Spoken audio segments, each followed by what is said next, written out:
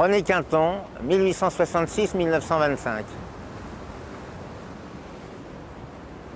Voilà un homme qui a connu une célébrité mondiale et qui est aujourd'hui presque complètement oublié. Et ça, je crois que c'est tout de même un cas très particulier. Bon, on connaît le cas de nombreux novateurs qui sont restés méconnus, mais là, c'est tout à fait... on a tendance à penser, et c'est souvent vrai, que la célébrité vous colle à la peau, qu'une fois qu'on a un nom, on le garde. Eh bien là, c'est fantastique, il a perdu son nom.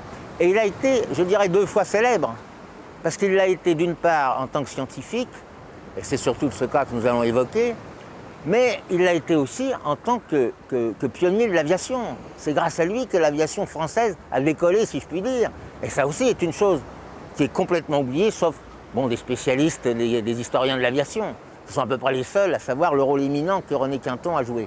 Ce sont 2 aspects de sa vie très différents, mais qui sont aussi extraordinaires l'un que l'autre. Alors, René Quinton a été célèbre mondialement, mais notamment au début du XXe siècle, à la suite d'une épidémie de choléra qui avait fait en France de nombreuses victimes. Et René Quinton a sauvé des milliers d'enfants.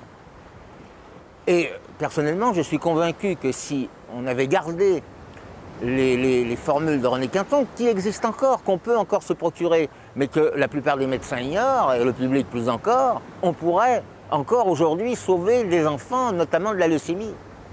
C'est tout de même extraordinaire que ce soit complètement occulté. René Quinton, au départ, c'est un esprit curieux, ouvert. Il n'a pas de vocation vraiment définie. Il ne sait pas vraiment dans quelle branche il va se lancer. Il écrit des pièces de théâtre, des débuts de romans, des petites choses, il cherche. Il est plutôt dans le domaine littéraire, donc en principe très loin des choses scientifiques. Mais c'est ce genre d'esprit qui est toujours aux aguets des choses curieuses de la vie. Il y a un jour une sorte de révélation, on pourrait un peu comparer ça à la pomme de Newton ou à la baignoire d'Archimède. Il est en vacances dans la propriété familiale de Bourgogne, et puis on amène dans la maison une vipère qu'on a trouvée complètement engourdie par le froid, qui est absolument inerte. Et une fois ramenée dans la chaleur de la maison, la vipère peu à peu se réveille et devient même inquiétante parce que c'est tout de même pas un animal tout à fait anodin. Et alors, René Quinton observe ça, et alors il y a une sorte d'éclair, il se dit mais cette question de température est capitale pour cet animal. Bon, l'animal a son froid évidemment. Pourquoi à sang froid? Pourquoi les animaux à sang chaud? Etc.